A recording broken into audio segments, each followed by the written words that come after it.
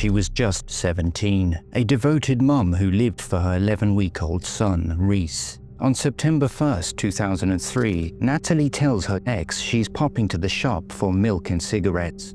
She leaves her baby sleeping, the door on the latch, her handbag and phone on the sofa. She steps out and vanishes, no body, no trace. Only a blood-stained t-shirt in the loft, 5 heavy bin bags and a taxi the next morning, and a little boy growing up without his mother. 22 years later, this is still murder. This is the story of Natalie Putt. Welcome to Crimes That Haunt Us. We release a new case every Sunday at 6 p.m, so hit subscribe and don't miss the next one. And let me know your thoughts on this case in the comments. I'd love to hear what you think. On the 7th of April 1986, in the wind-lashed coastal town of Aberystwyth, Wales, Natalie Putt was born to David and Jennifer Putt. She arrived as one of 3 sisters, older sister Rebecca, born in 1979, and a half-sister named Laurie, a family that would soon be torn apart. From the earliest age, Natalie was a force of nature, vivacious, funny, kind, a bit of a rebel who could light up any room the moment she walked in. Those who knew her say she had an energy that pulled people towards her, even when she was getting into the usual teenage scrapes with authority. Then, in January 1996, when Natalie was only 9 years old, tragedy struck without warning. Her biological mother, Jennifer, died suddenly of a brain hemorrhage. The loss devastated the family.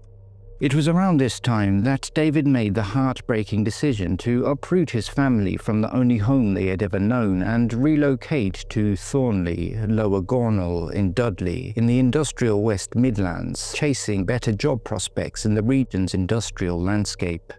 For Natalie, the move was brutal, wrenched from the wild Welsh seaside to streets of red brick terraces and factory smoke.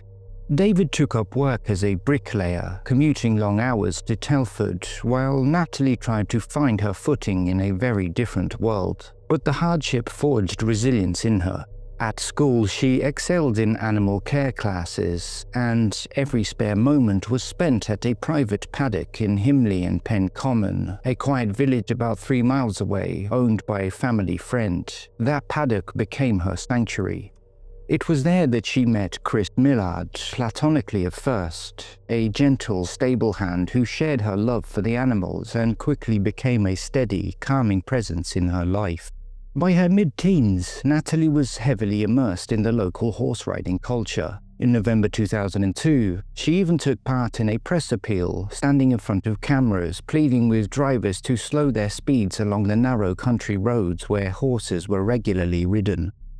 And it was earlier that same summer of 2002, when she was just 16, that Natalie met Kevin McCallum, another Dudley teenager, exactly the same age, at a training course.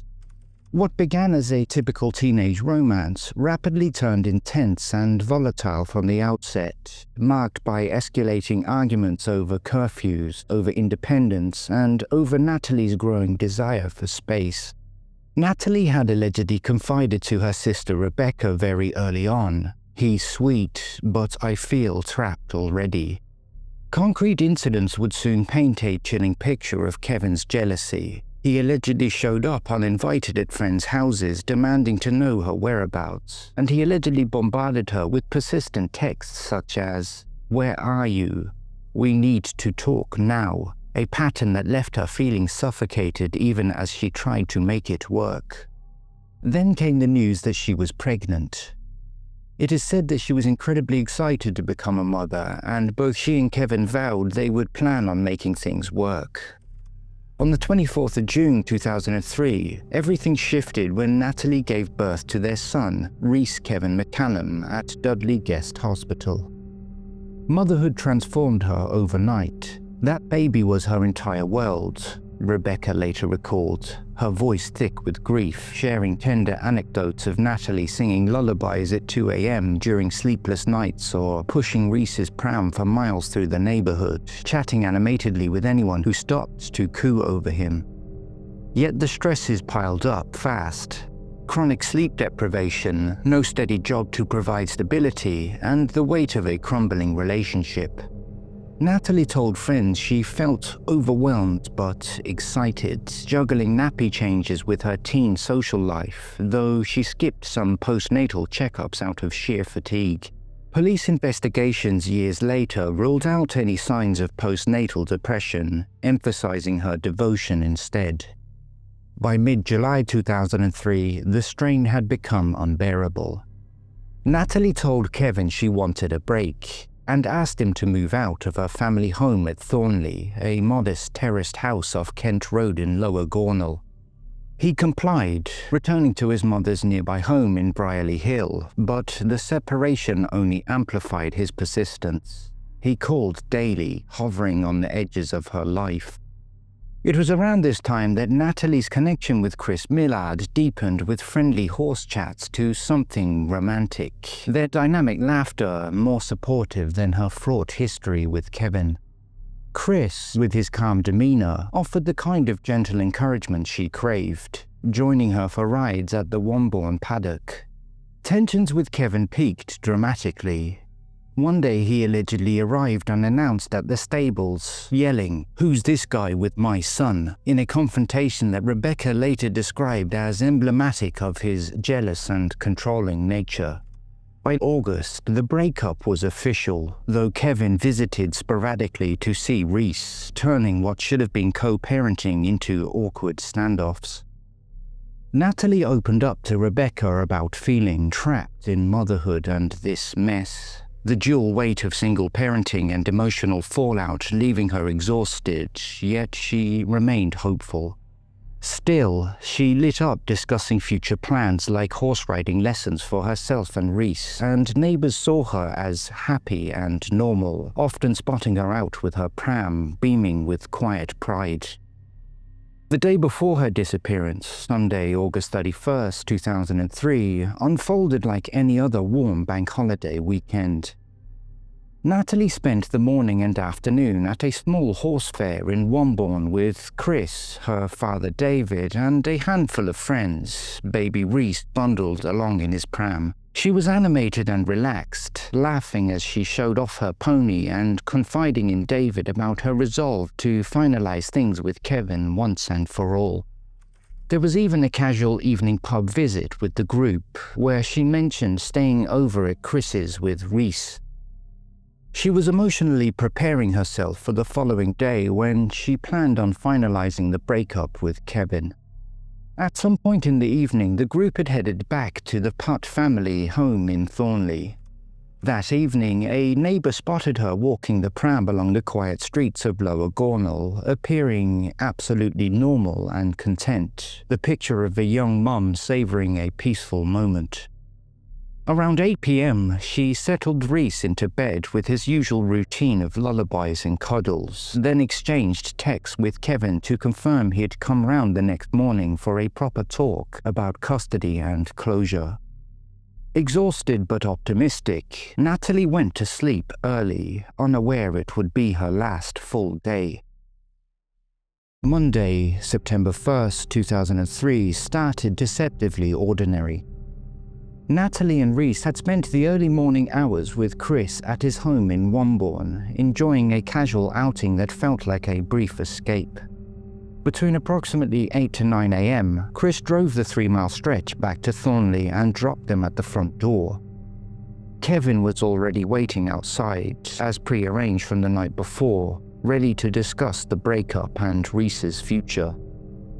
As Chris pulled away, he sent Natalie a text. "Give me a call when you're free later." The last confirmed communication from her, though she never replied, which was unusual given their typical prompt back and forths. Inside the house, Natalie and Kevin talked for several hours. He later claimed it was civil, touching on practicalities without raised voices, though he admitted underlying jealousy over Chris.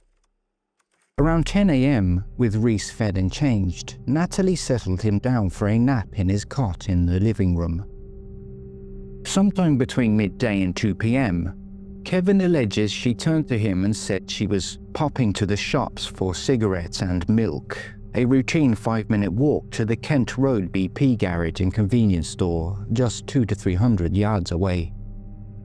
She left Rhys sleeping peacefully, the front door ajar and unlocked in the way she might for such a quick errand, but her handbag and Nokia phone stayed on the sofa, an abnormality since she typically carried them everywhere. Dressed in a simple white hooded top, blue jeans and trainers, Natalie allegedly stepped out the front door. The last confirmed sighting of her alive was entering the Thornley family home after Chris's drop-off. No neighbours or passers-by ever saw her depart for the shops. Kevin later said he dozed off on the sofa amid the afternoon lull. Between 2 to 6 p.m, time stretched on without her return. Between 5 to 6 p.m, Kevin says Rhys woke up crying, his nap overdue and his mother nowhere in sight. Kevin then searched the immediate neighbourhood, the street, the Kent Road shop where staff confirmed they hadn't seen her all day. He found nothing. He then contacted David Putt around 6:30 p.m, who in turn rang Chris Millard, urgently asking, "Have you seen her?"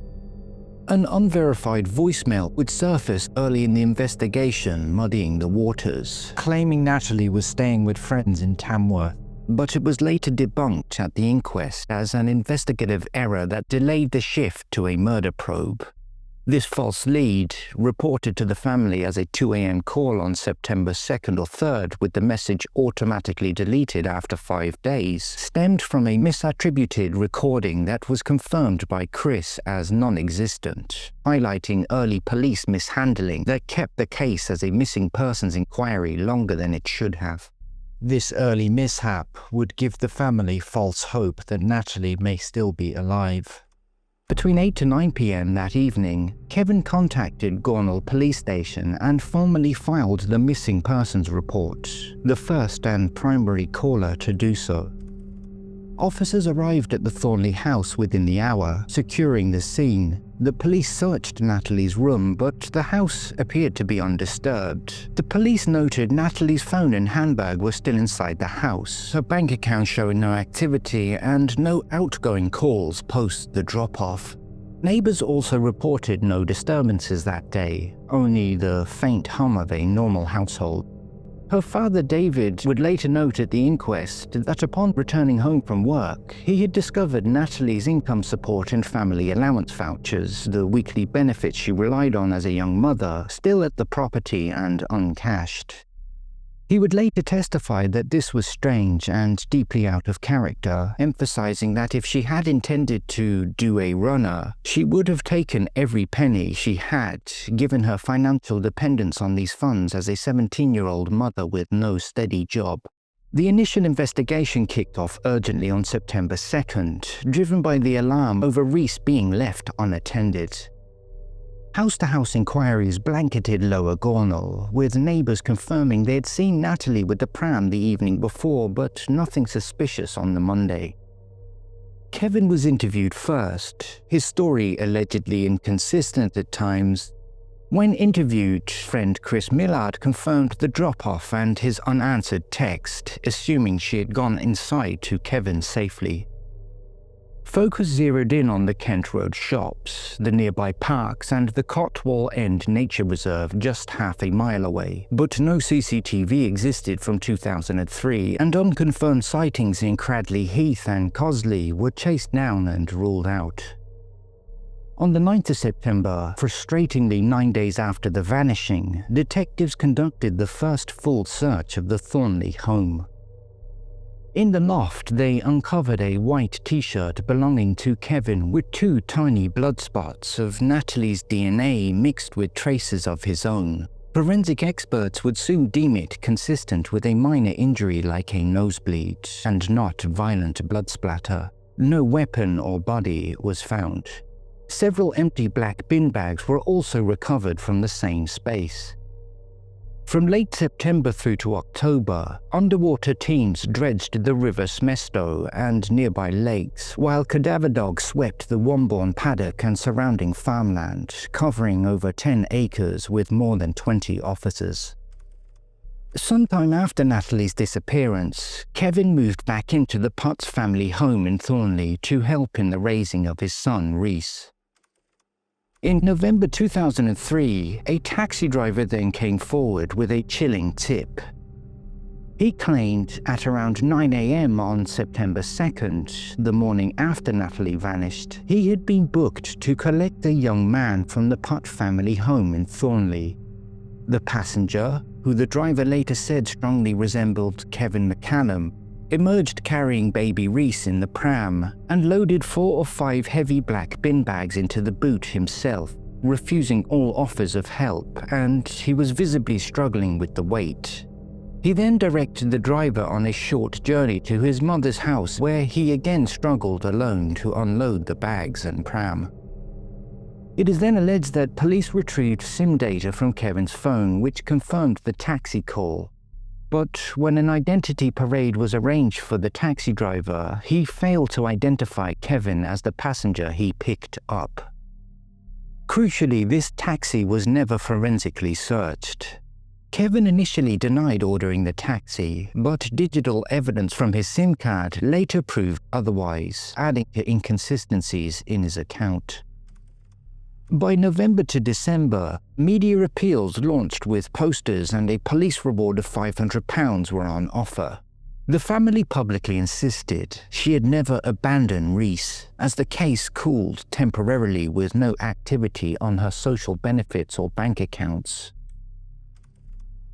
On Christmas Eve of 2003, the Express and Star ran a somber article highlighting the heartbreak Natalie's father was enduring, alongside a picture of him with Kevin and Rhys by the family Christmas tree. In the article, the father went on to commend Kevin for doing a wonderful job at raising Rhys, while simultaneously proclaiming his dumbfoundedness at Natalie's continued absence. The article speaks of the profound sadness in the family home as Natalie's presence remained under the Christmas tree unopened. Early suspicions hardened quickly into focus on Kevin McCallum. Tips about his jealousy flooded in during January and February of 2004, which prompted thorough forensic searches of his mother's home and an excavation of the garden, but this operation turned up nothing incriminating. Then a major breakthrough in the case. On the 4th of March 2004, Kevin McCallum, now 18, is arrested on suspicion of murder and perverting the course of justice. He would be held for the next 72 hours, subjected to intense questioning. It would transpire that hours after the disappearance, Kevin had admitted to swapping the SIM card in Natalie's Nokia phone with his own, claiming it was because he had smashed the screen on his personal handset earlier that day. This detail raised eyebrows about potential tampering with call logs or messages, though no evidence of deletion or alteration would be proven. He denied any role in the bin bags or taxi story, admitting to past arguments but insisting on no violence that day. As the forensics remained inconclusive, police were forced to release him without charge. In September 2004, the freezer store Iceland joined the efforts to locate the missing Natalie. For the month of September, they published Natalie Putt's picture and details on all of their 2-liter milk bottles.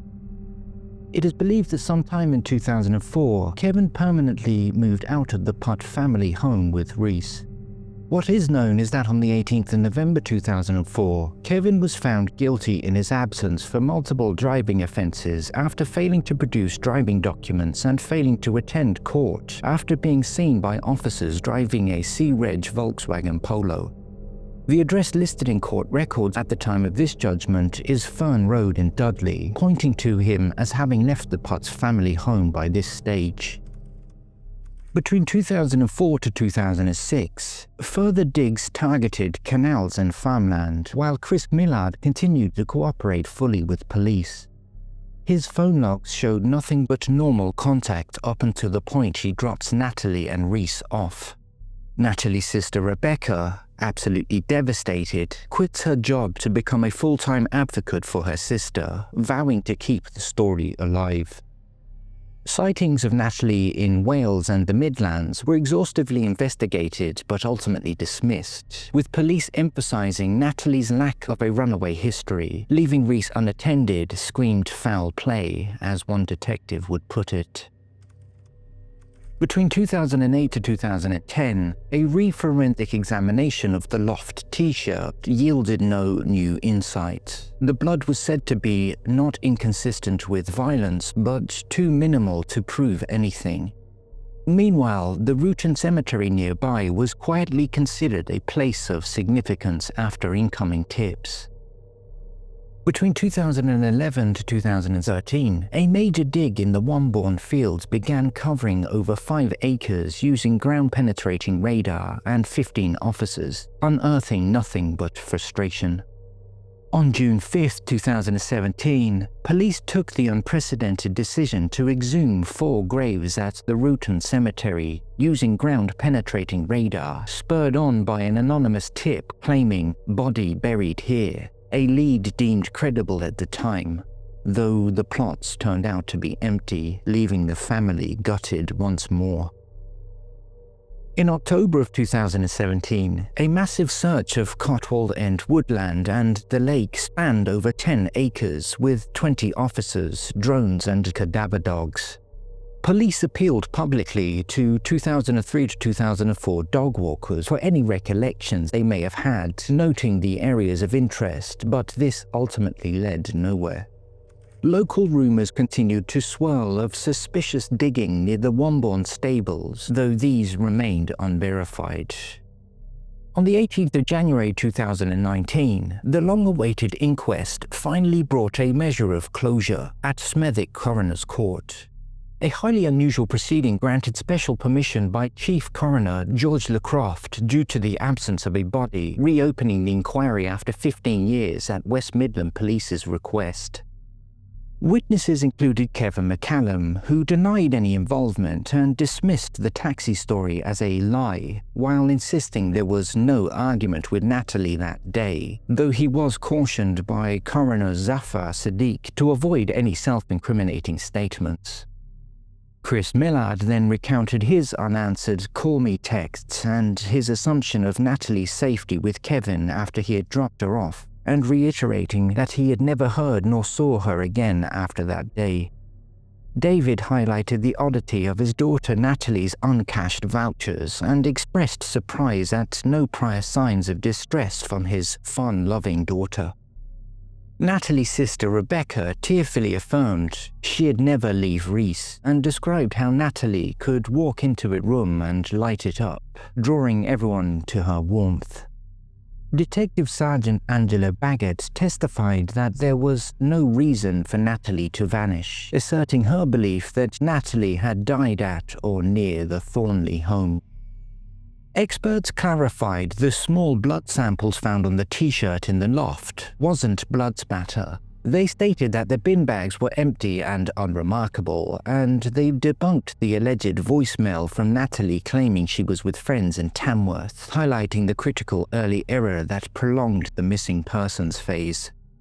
Detective Chief Inspector Ian Liff, leading the homicide review, affirmed on the balance of probabilities she was subjected to murder, citing her age, her devotion to her baby Rhys, and the lack of motive to flee as irrefutable against voluntary disappearance.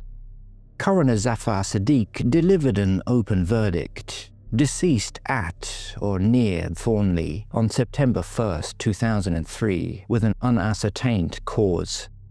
He named no suspect, but underscored the horrendous trauma of not having found the body. He emphasized the extensive proof-of-life inquiries, which found no financial trails and her benefits remained unclaimed. He pointed unequivocally to death on that day, likely violent given the circumstances. He noted the case's exceptional nature, with police concluding homicide but lacking evidence for charges, and he urged the continuation of any tips from the public. Rhys, by then aged 15 and raised by his grandparents, offered minimal public comment, his life haunted by absence in the quiet spaces of family gatherings. As of the airing of this documentary, the case remains open and unsolved, with no new developments into the exact whereabouts of Natalie Putt. West Midlands Police's cold case team continues to review the case periodically, Rebecca's advocacy endures. I will keep campaigning. That beautiful girl deserves a beautiful resting place. Kevin McCallum has always maintained his innocence and has never been charged with any crime in relation to Natalie's disappearance. And still, somewhere in the quiet streets of Lower Gornal, someone knows exactly what happened to Natalie Putt on that warm September afternoon when she stepped out for cigarettes and milk and never came home.